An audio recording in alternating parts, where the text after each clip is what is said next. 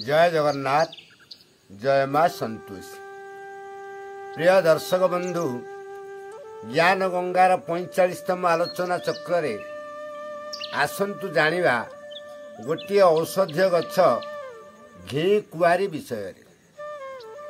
यही गछटी बेस आपण मानकर जनाशुना। प्रत्येक स्थान में बाड़ी बगीचा मानकरे यह लोक माने लगेई थांती।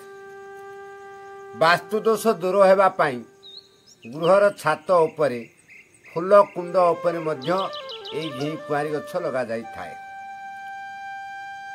घी कुआरी गछ बुदालिया होईगले बड़ होईगले घी कुआरी गछरे फूल भी फुटे। तेबे आसंतु जानिबा यहाकु केमिति व्यवहार करी आमे की प्रकार रोगरु मुक्त होई पारिबा। एक घी कुआरी रसरे अल्प सैंधव लवण मिसाई ताहाको फेंटी दे यहाकु उषुम करी आपणकर जदि कुकुर कामुड़िबा द्वारा घा हो जाई थाए ता ऊपर लेप दे पट्टी बांधी देले सेही घा शीघ्र सुखी जीव, विष मध्य दूर होई जीव। घी कुआरी रसकु गुआ घी संगरे भाजी खाइले अर्जिन, अग्निमांद्य, अरुचि, प्लीहा और जत्कृत रोग भल हेबो। तेने घी कुआरी रस को मुंडरे लगाइले ब्लड प्रेशर, मुंड बुलाइबा, मुंडरू उत्तप्त हुला बाहरिबा, मुंडरू केश झड़िबा इत्यादि रोग दूरीकरण होगा सहित मुंड शीतल रहिबो। 4 जदि पेटरे कृमिदोष अच्छी तेबे घी कुआरी रसरे अल्प मिश्री गुंडा मिसाई 7 पान खाइले कृमि माने नष्ट हो जाते। 5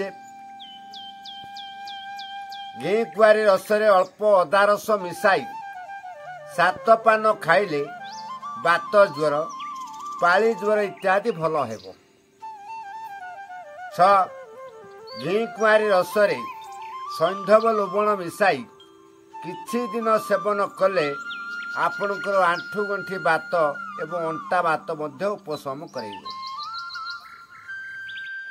घी कुआरी रसरे अल्प हलदी गुंड मिसाई सेवन कले मेह, प्रमेह एवं स्त्री मानकर प्रदर रोग भल हेबो।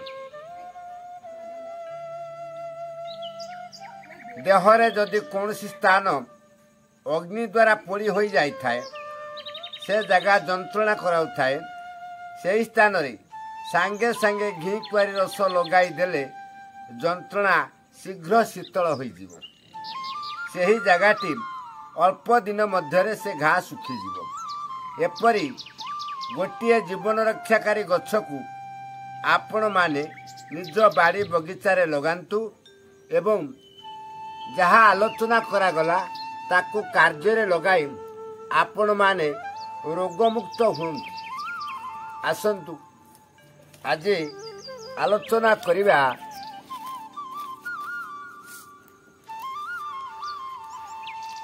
मार्च 3 तारिख रविवार टी आपणकर केमिति कटिबो।